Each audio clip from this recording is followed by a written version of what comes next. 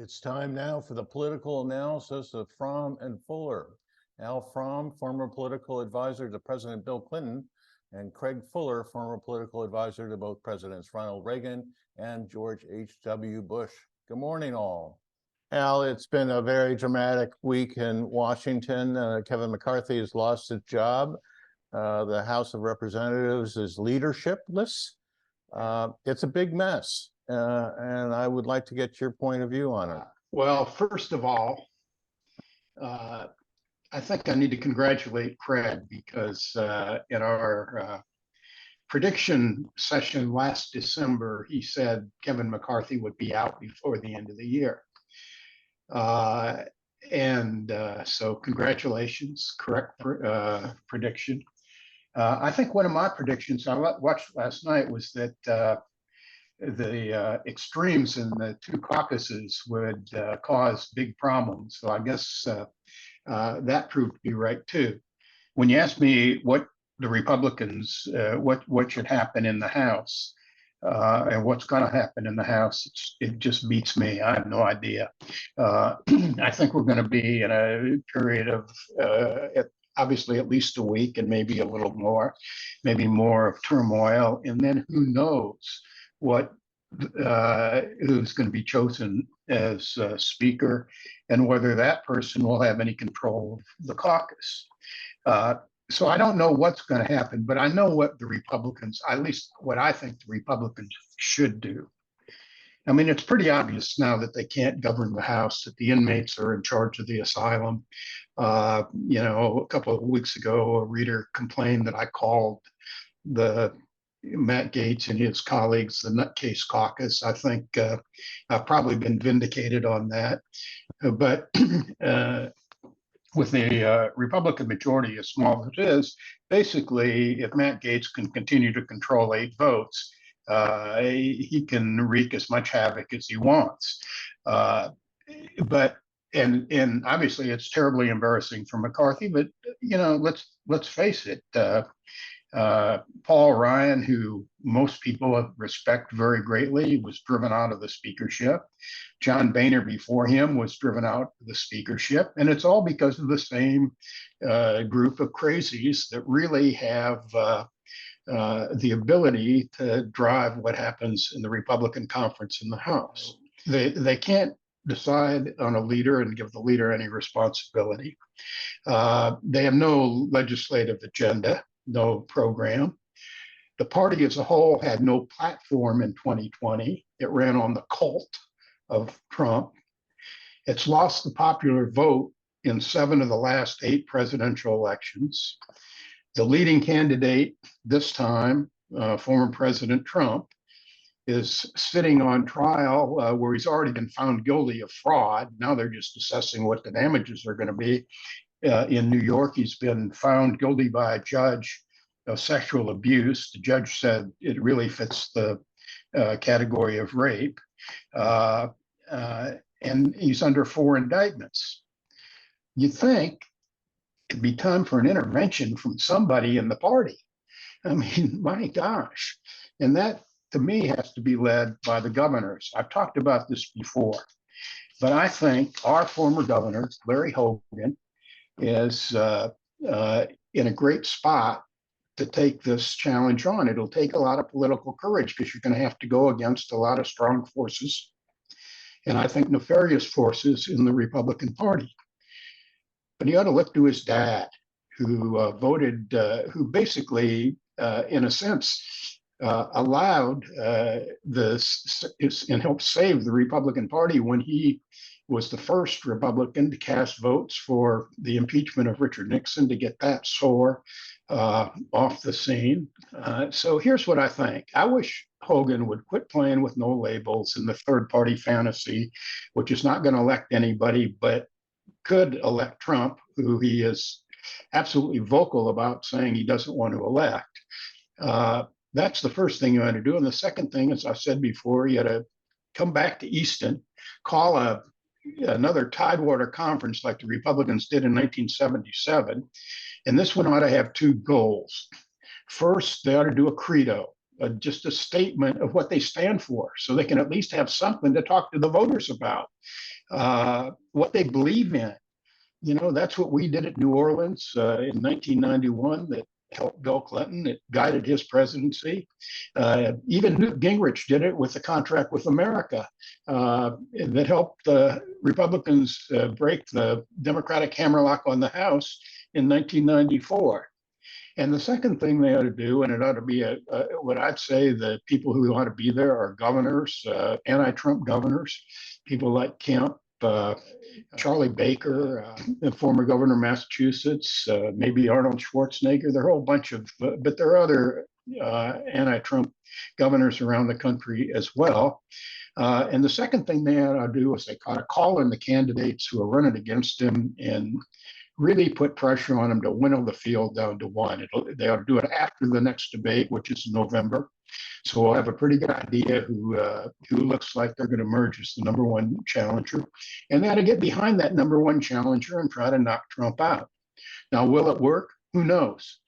May not. And, you know, but if they would have accomplished those two things at a summit and Trump still rocked to the nomination, then I think it would be time for sensible conservatives to think about whether or not they ought to do what the Republicans did in the late 1850s and start a new conservative party.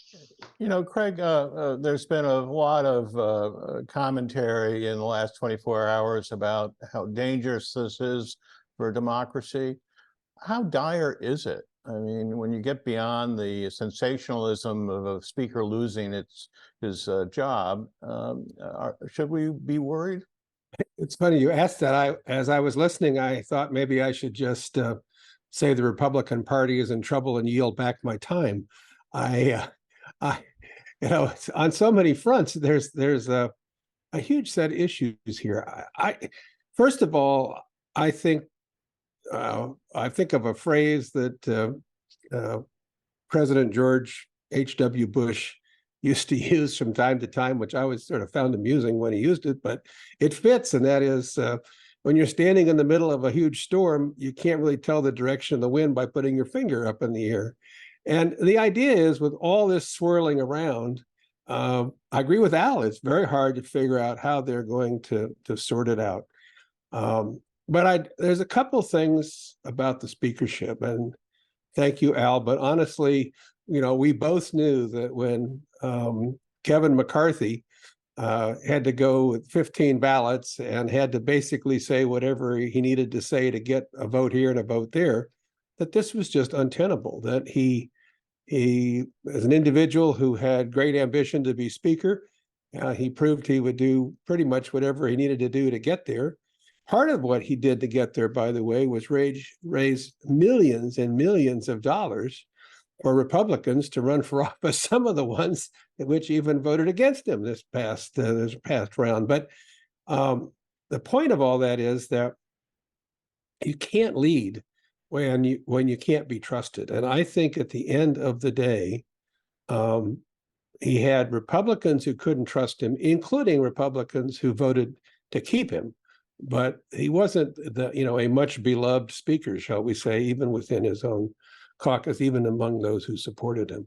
And he had Democrats who I think probably didn't really offer him any particular deal because they weren't sure they could trust what he would offer if they would pull over Democrats in order to keep him in office. And, you know, there was that well-worn phrase that, you know, the Democrats may just wish to stick with the devil they know. Well, it turned out the devil they know wasn't somebody they wanted to stick with, and they're willing to let the chips fall where they may. I think this is a dark moment for Republicans in many ways, because I think the country looks at this mess. They don't know the names, they don't know the personalities. All they know is that we almost shut the government down because they couldn't act. Once they acted, they got rid of the Republican speaker. And next week, we're going to have this parade of at least 3, perhaps more people who want to be speaker, appearing before the caucus and giving a short speech, after which there'll be a vote. And we'll elect a speaker who is going to be stuck, it sounds like, with the very same set of rules that brought down McCarthy, which is you only need, one member to Right. issue a motion to vacate the speakership. And that makes it pretty hard to govern when you've got a small number of people who can upset you. Now, here's the countervailing side of all that. I do think Republicans will take a hit in the polls as a result of all this, but there's nothing that scares elected officials who have to run every 2 years, and that's every member of the Congress. Nothing that scares them more than watching their own numbers fall. And I'm not sure Republicans, even those who brought about the demise of McCarthy, want to go through this process again. And so now my hunch is we have stability through the November election is much more likely, even if it's not great leadership, it's much more likely than another upheaval along the way, because an upheaval in the election year will really I think, wipe out Republicans in the House. And as it stands now, I think there's a growing chance that Republicans will be unable to hold the House, and voters will, in fact, turn them out in a sufficient number to turn the leadership back over to Democrats. So I do think the country will, survives this. I don't think it's a crisis of democracy. Democracy will work its way, but I do think for the Republican Party, it has to be rebuilt. And the last point I want to make in that context is I agree with Al that it's amazing that Republican leaders don't step up. And I listen to the description Al gives, and it's the right formula, I think. And then I ask, but why won't some of these people do this? Why won't Larry Hogan step up? And I think there's still this fear, as long as Trump is kicking, that to go up against him is to bring down the wrath of conservative donors, conservative voters. And so I'm kind of turning my hope to a leader like Nikki Haley, frankly, who does go up and find a path forward, who is running for office, who will put her name on the ballot and go through these primaries. And my guess is that win or lose in the 2024 election cycle, you're not going to get the people that Al rightfully points to stepping up until either we lose big or we win in a close one in November. I just don't see that there's the courage among some of those people. So I say look to the candidates that are out there campaigning today. Al, what do you suggest the Democratic Party does under these circumstances? How do they take advantage of this GOP meltdown? That's a good question. The Democratic Party needs renewal too. Nancy Pelosi started that last year when she stepped aside, and all the leadership that had been our leadership and good leadership for a couple of decades stepped aside, and we have a new emerging new leadership in the House, younger. The truth is, one of the other predictions Craig and I made was that we'd have different candidates than Trump and Biden, but the Democratic Party clearly needs to put its new generation governors on display. But you asked Craig a really important question about how dire is this for democracy? It's the inner workings and the fights in the caucus in the House, Republican caucus, and we certainly have had plenty over the years in the Democratic caucus. Are those killers for democracy? No. But what does damage democracy terribly is the demise of one of the two great parties, because America needs two great parties, and we need a center-right party, a conservative party, to go with the Democratic Party, so I think this is a serious thing, because it's more of just another indication of the disintegration of this great party, from Lincoln to Reagan. One of the great ironies is, as we looked at 2024, the fundamentals really would help if the Republicans were a normal party. If they had a platform, if they had a vision for the future, they had a candidate who didn't have as good a chance of going to jail as to the White House, this would look like a pretty good year. I mean, just like 2022 did, and they put up all these election deniers and lost the chance to win the Senate. But I mean, the fundamentals are good for the Republicans. People aren't happy with the economy. They think inflation is too high. They look at the border. They look at crime. Those are issues that would ordinarily drive voters into the Republican camp. But when they also threaten to undermine democracy, basically, take away freedoms, take extreme positions on issues like abortion, which to probably a majority of Americans is taking away a freedom.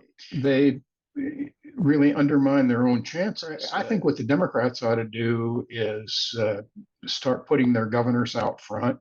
Joe Biden if Joe Biden runs, we all will get behind him.